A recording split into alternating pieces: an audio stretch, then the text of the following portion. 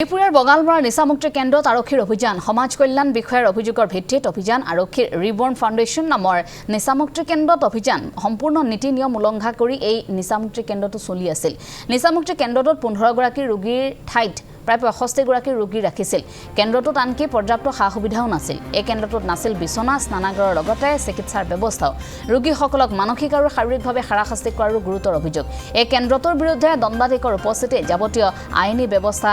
গ্ৰহণ কৰা হ'ব এই ধৰণৰ দাবী উত্থাপন কৰিছে বিভিন্ন গৰাকীয়ে আমি দুটা চেণ্টাৰ কথা জানো আৰু অনিয়মভাৱে আমাৰ চকুত এতিয়ালৈকে 3টা চেণ্টাৰ পৰিছিলে তাৰে দুটা চেণ্টাৰ যোৱাকালি বন্ধ কৰি দিয়া হৈছিলে আৰু আজি এটা চেণ্টাৰ বন্ধ কৰি দিছে এইটো ৰিবৰ্ণ ফাউণ্ডেশ্যনৰ আমাৰ এটা NGO চলাই আছিলে তেওঁলোকৰ কিন্তু কোনো ধৰণৰ বেনাৰ নাছিল সেইকাৰণে নামটো স্পষ্ট নহয় অনুজ্ঞাপত্ৰ নাছিলে মানে সম্পূৰ্ণ কোনোবাই এনেকুৱা পদক্ষেপ ল'লে ভালকৈ কৰিব লাগে প্ৰপাৰ গাইডলাইন মেইনটেইন কৰিব লাগে যিখিনি ডকুমেণ্ট লাগে বা যিখিনি ডক্টৰ বা ষ্টাফ লাগে সেই ষ্টাফখিনি লৈ কামখিনি কৰিলে ভালকৈ কৰিলে সঁচাকৈ ভাল কামেই তেওঁলোকে লিগেলি কৰা নাছিলে সেইকাৰণে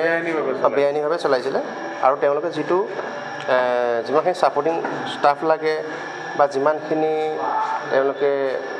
ৰাখিব পৰা কেপাচিটি তাতকৈ বেছি ৰাখিছিলে বিহপুৰীয়া অঞ্চলত বিশেষকৈ আমাৰ বিহপুৰীয়া ৰাজচক্ৰৰ অন্তৰ্গত অঞ্চলত আমি প্ৰায় অভিযোগ অলপ শুনি আছিলোঁ আমাৰ ডিষ্ট্ৰিক্ট ছ'চিয়েল ৱেলফেয়াৰ অফিচাৰৰ পৰা আমি পাইছিলোঁ এইখিনি যে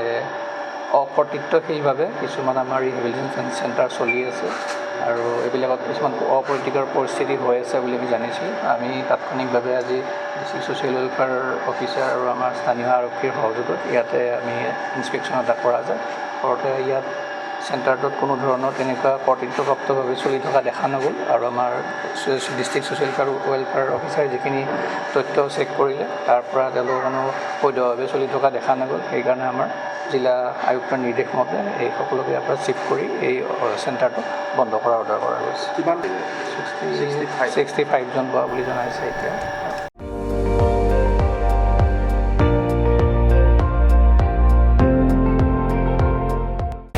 আপুনি চাই আছে ND24